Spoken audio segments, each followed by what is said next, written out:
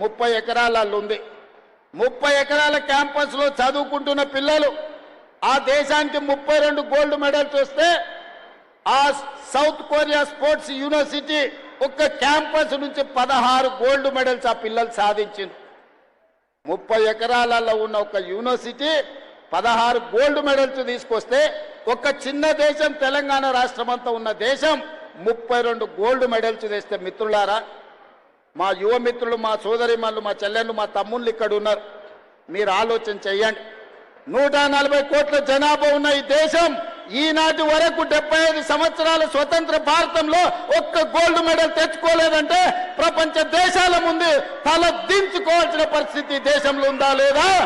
ఈ చరిత్రను తిరిగి రాయాల్సిన అవసరం మన తెలంగాణ బిడ్డల మీద ఉన్నదా లేదా ఒక్కసారి ఆలోచన చేయండి.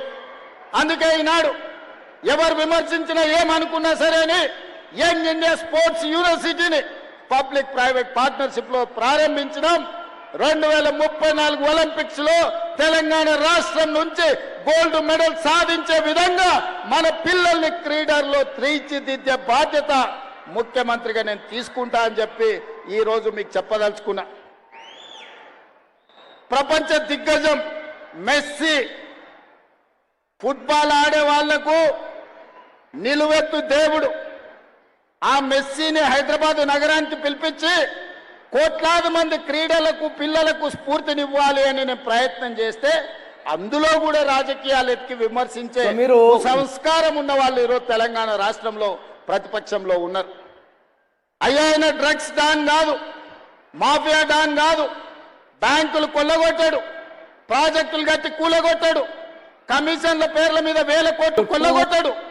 ఫుట్బాల్ మైదానంలో అద్భుతాలు సృష్టించే మెస్సీ తెలంగాణ రాష్ట్రానికి వస్తే గర్వపడాలి. ప్రపంచ దేశాల ముందు మన ఎస్సీ ఎస్టీ మైనారిటీ హాస్టల్లో ఉండే పిల్లల్ని ఉప్పల్ స్టేడియంలోకి తీసుకెళ్లి మెస్సీతో ఫుట్బాల్ ఆడించిన ఆ ఎస్సీ ఎస్టీ బీసీల పిల్లలు స్వయంగా ఎక్కడో టీవీలో చూసే మెస్సీతోని ఉప్పల్ స్టేడియంలో వాళ్ళు ఫుట్బాల్ ఆడితే వాళ్లకు జీవితకాలం మధుర జ్ఞాపకమా కాదా ఒక్కసారి ఆలోచన చెయ్యండి. ఇవాళ క్రీడల్ని ప్రోత్సహించాలని ఒకవైపు నేను ప్రయత్నం చేస్తుంటే రాజకీయ స్వార్థంతో రేవంత్ రెడ్డి మెస్సీని వేస్తాడా అని కొంతమంది కడుపులో మసిమసి అయిపోతున్నారు. వాళ్ళు ఎంత కుళ్ళుకుంటే మనకంత మంచిది. ఆ కుళ్ళుతోనే ఇట్లాంటి కుతంత్రాలతోనే కృషించిపోయి ప్రతిపక్ష హోదా కూడా రాకుండా వాళ్ళు కొట్టుకపోతారని నేను సంపూర్ణంగా విశ్వసిస్తున్నా. అందుకే మిత్రులారా, ఈనాడు తెలంగాణ రాష్ట్రంలో ఆ రూట్లో ఒక రోల్ మోడల్గా ఉండాలి, ఆ రూట్లో ఒక స్ఫూర్తిగా ఉండాలి.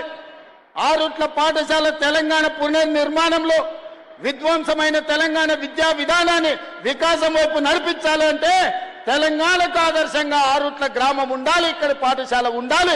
ఉంటుందని 100% నేను విశ్వసిస్తున్నా, నమ్ముతున్నా. మిమ్మల్ని అందరినీ కలిసి ఈరోజు నేను తెలంగాణ సమాజానికి చెప్పదలుచుకున్నా.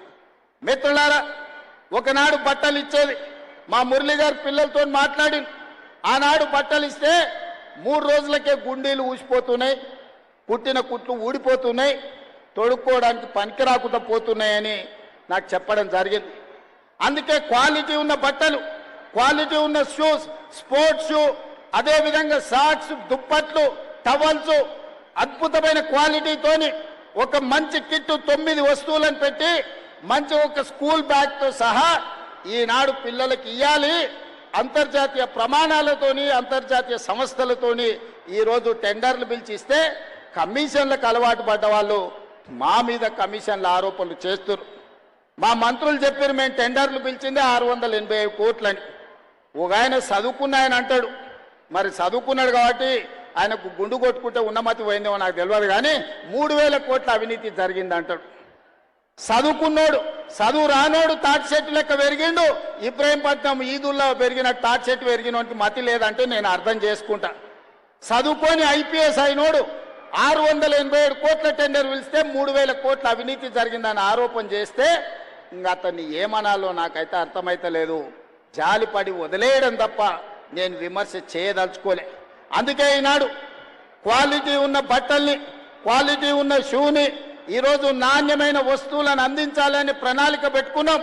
మా విద్యాశాఖ అధికారులు విడతల వారీగా జూలై ఆఖరు వరకు అందరి విద్యార్థులకు 100% అద్భుతమైన నాణ్యమైన వస్తువులను బట్టలను అందించడానికి ఈరోజు ప్రణాళికబద్ధంగా కార్యక్రమాలు నిర్వహిస్తున్నారు.